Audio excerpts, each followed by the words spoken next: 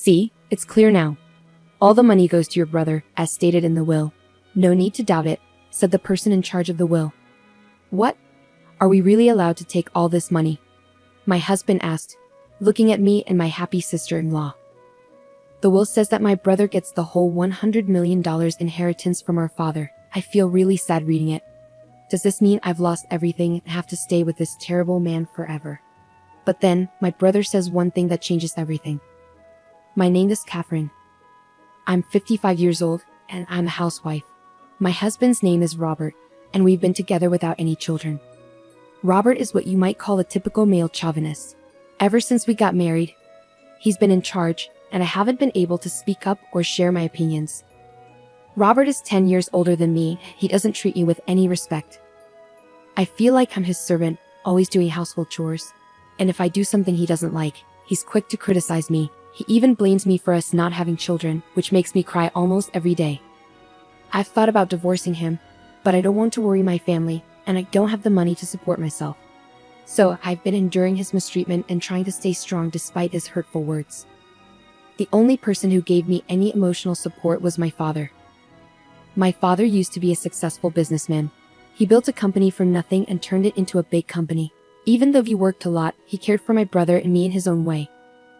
But after my mother died in a car accident shortly after I got married, my father threw himself into work even more, maybe to distract himself from the loneliness. It was clear that my father's excessive work had taken a toll on him. He had a stroke and had to go to the hospital. Thankfully, his life wasn't in danger, but he was paralyzed on his left side. This was the cost of pushing himself too hard for so long. I managed to convince him to retire. I was worried about him being alone, so I convinced my husband, and we moved in with my father. Once he stopped working, my father seemed to age quickly.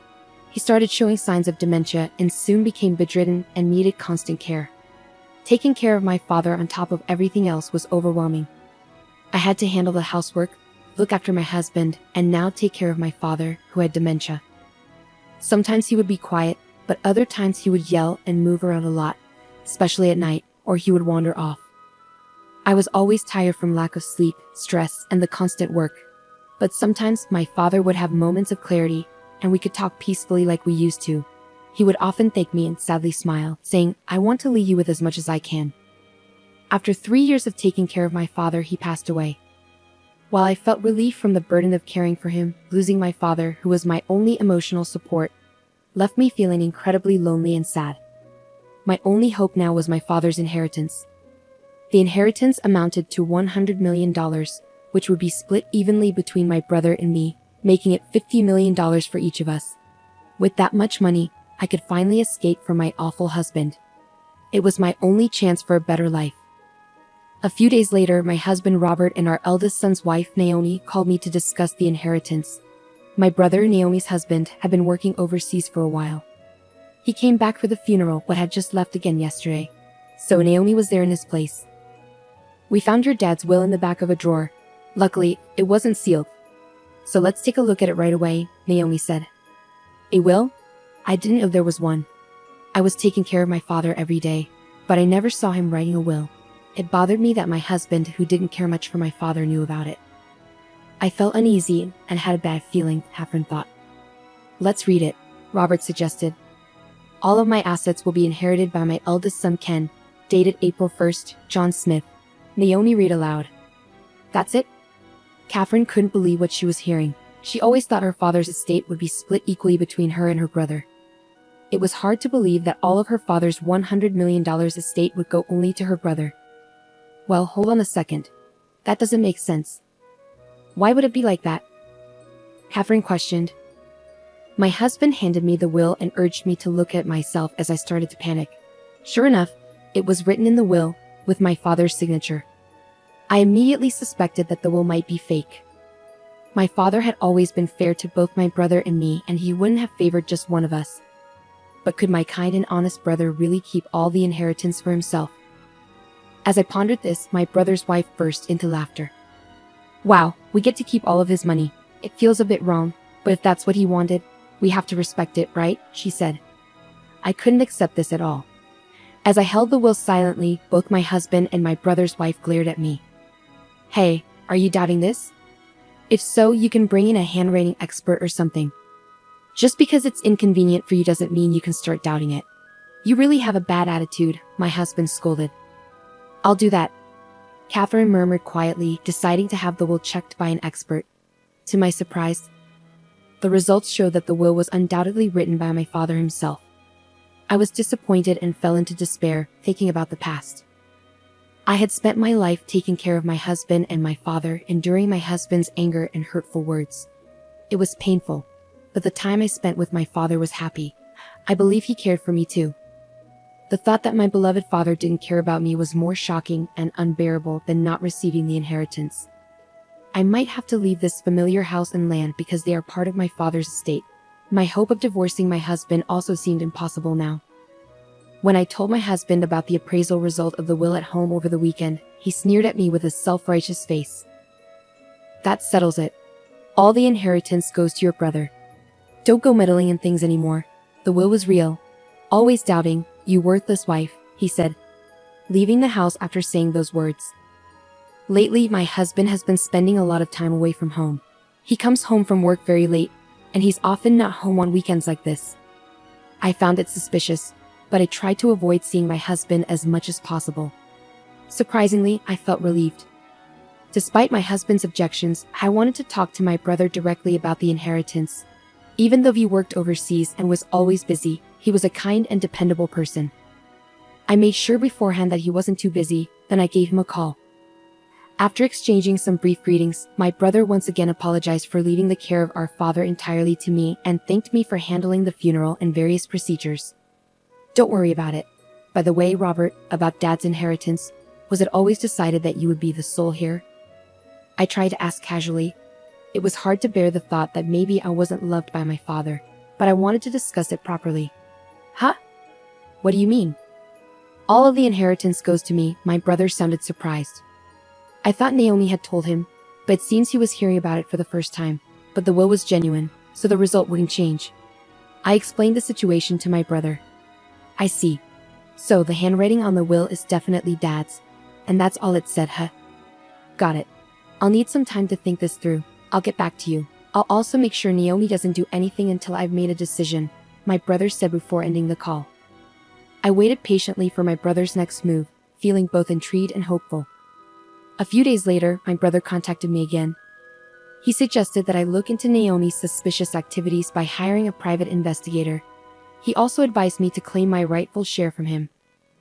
This legitimate share is the minimum amount of inheritance guaranteed to a family member, based on their position in the family.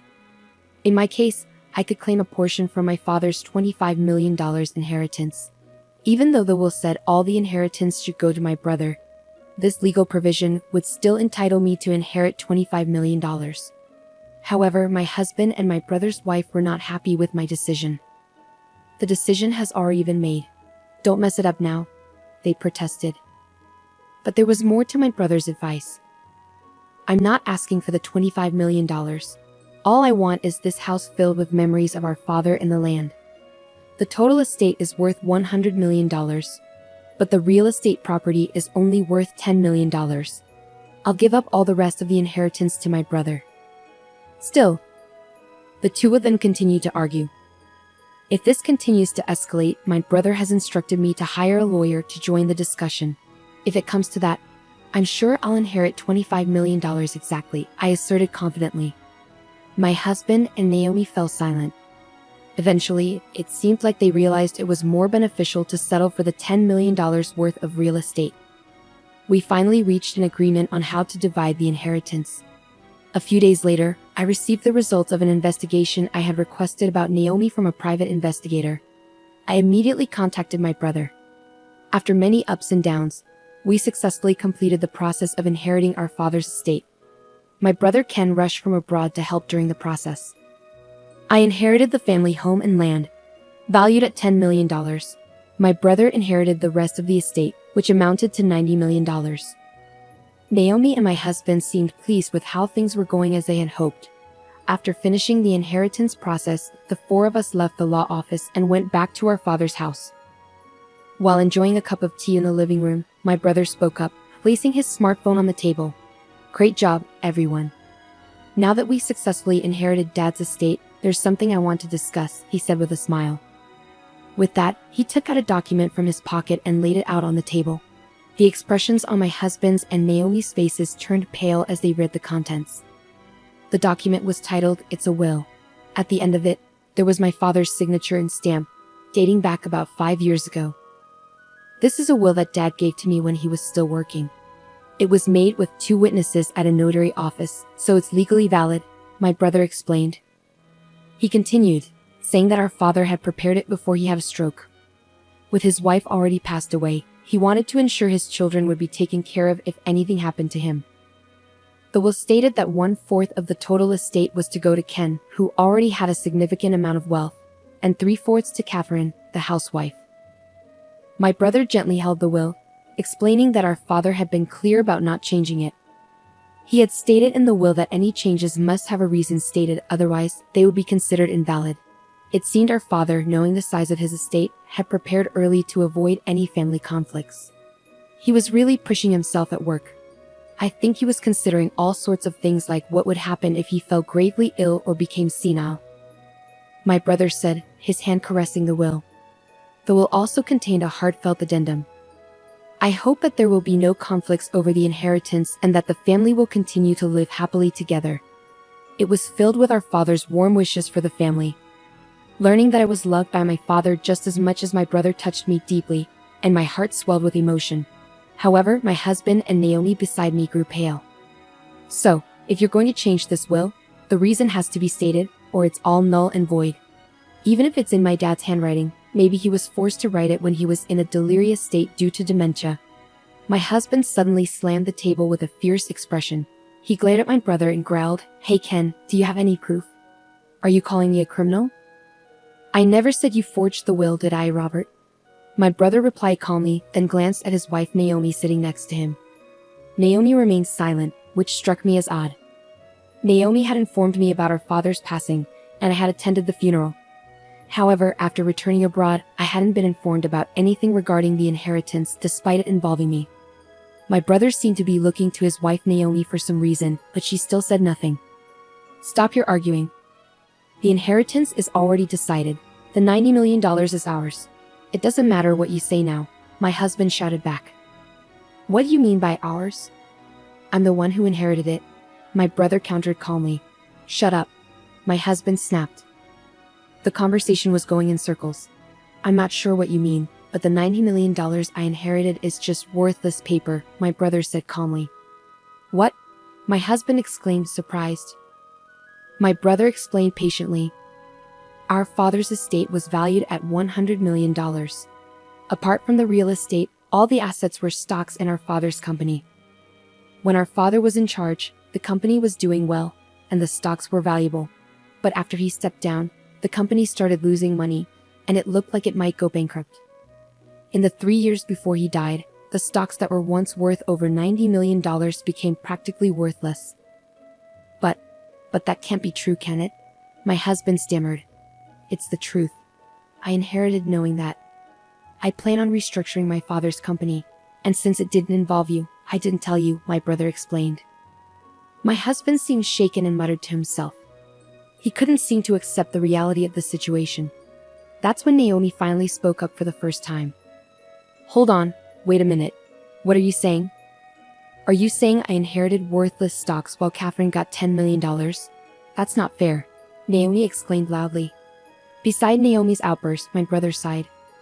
"Naomi, I inherited our father's estate. You weren't at a disadvantage in any way. Why are you so upset?" But I thought we were getting all of that $100 million. I had plans for it," my husband glared sharply at the flustered Naomi. "So you and Robert were plotting to get all of our father's money, and while doing that, you were having an affair, weren't you?" my brother accused. Naomi and my husband remained silent, frozen in place. "Why?" Naomi muttered hoarsely. My brother glanced at her before continuing. "After our phone call, I started suspecting Naomi. Why didn't she talk to me about the inheritance? Why had her interactions with me been so brief lately, and why had she started ignoring my calls? I thought something was fishy, and when I saw her pictures on social media, I knew she was cheating on me.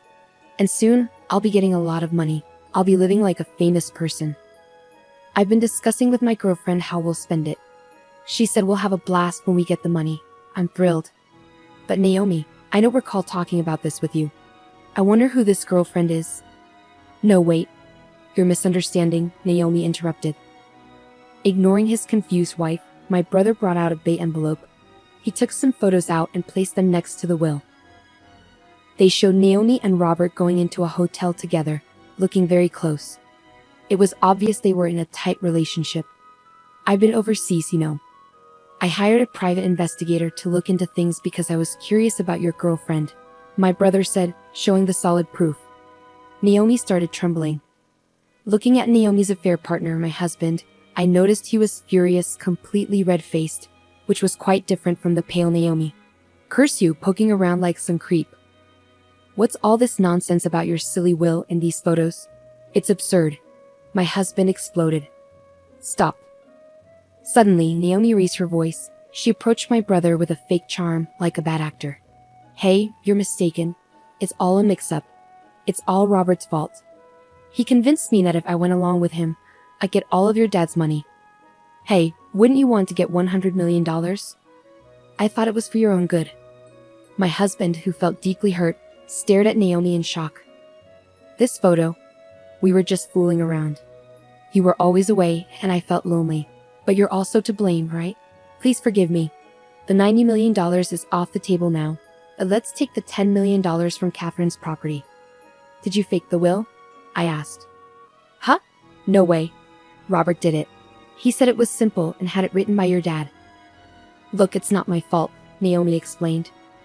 When the truth about the fake will came out, my husband got furious and tried to attack Naomi, but my brother stepped in quickly. You jerks. You've got nothing on me. You'll pay for this in hell. My husband yelled, kicking a chair. While he raged, my brother calmly watched and casually took out his phone. Oh, looks like my phone was recording the whole time since we got home. I forgot to turn it off. My husband went pale and fell silent. By the way, I didn't mention it earlier, but this room has security cameras that record everything. I installed them because of Dad's bad memory, just in case something happened, my brother added. In the quiet room, only my brother kept speaking. Forging a will is a serious crime. Your earlier threat could get you in legal trouble. There's a police station nearby, and they'd be here soon if we report it. But since the inheritance matter is settled now, and if you promise not to touch Catherine's things again, maybe we don't need to involve the police. What do you say? While saying this, my brother began using his phone. I might as well send this recording to my computer overseas. After silently watching everything, I pulled a document from my bag and handed it to my husband. Robert, I want a divorce. Wait, hold on. Think about this. I'm sorry. We've been together for so long, haven't we? Who do you think has been providing for you all this time? My husband pleaded. I've had it. No more excuses. Either agree to the divorce or I'm calling the police, I said firmly, gripping my smartphone tightly with a determined expression. Robert slumped his shoulders and nodded. Naomi, it's over between us. You were planning to take the money and be with Ken, weren't you? I heard your conversations with him from a private investigator, I accused. Naomi hung her head, covering her face with her hands. After our divorces, my brother and I went our separate ways. Robert moved out of the house, thinking he had secured a significant inheritance, only to find out it was worthless. Naomi revealed the truth about the forged will, and everything that unfolded in the living room was captured on camera. Robert must have been furious, but he was powerless. The surveillance camera, initially installed for my father's care, also documented evidence of Robert's emotional abuse. Even if I had inherited my father's assets, I planned to use them as evidence in a divorce trial if Robert resisted. When I shared this with my brother, he suggested we utilize the camera too. After the divorce, rumors of Robert's affairs spread at his workplace, leading to him losing his job. His colleagues had seen him frequenting hotels with a woman who wasn't his wife. With his parents gone and now jobless and homeless, Robert vanished. While I had sought a portion of his assets, I wanted nothing more to do with him, especially after inheriting some wealth. Naomi, the woman Robert cheated with, faced the same downfall as him. Despite pleading, I don't want us to end. Please don't leave me. During the divorce proceedings with my brother Ken, the divorce was finalized when solid evidence was presented during mediation. Naomi had been spending recklessly while Robert was absent, but she was stuck with the bills, leaving her with nothing. Since she hadn't been working and had no home to go back to like Robert, she's now struggling to get by in a rundown public housing project, relying on welfare. Meanwhile, my brother Ken continues to work overseas, but he's selling the house he shared with Naomi and will be moving in with me into our father's house. With Ken's financial help, my life has become more stable, and I've been able to live comfortably. The value of the land left by my father has been steadily increasing, now worth over $100 million. Free from the responsibilities of caring for my dad and the emotional abuse from my ex-husband, I'm finally living a peaceful life, with time for myself. Alone in a spacious house, I started to think about how to make the most of it. Around that time, I watched a TV show about foreign exchange students staying with host families, and it gave me an idea. I decided to open up my spare rooms for rent. I offer affordable rooms to college and exchange students, and now my house is bustling with life. We share meals, play games, and help each other with schoolwork. It feels like we're one big happy family. On days when I have some free time, I enjoy reading books at the local library. Since I don't have kids of my own, and my marriage had drifted apart, I used to worry about being lonely after losing my father. But now, my days are filled with energy and joy. Even at my age, it's fulfilling to connect with young people and give back to the community in my own small way. There were times when life seemed too hard to handle, but now I have my brother, my roommates, and the people in my neighborhood to share life with. Every day is filled with contentment and happiness. I'm grateful for the simple joy I've found.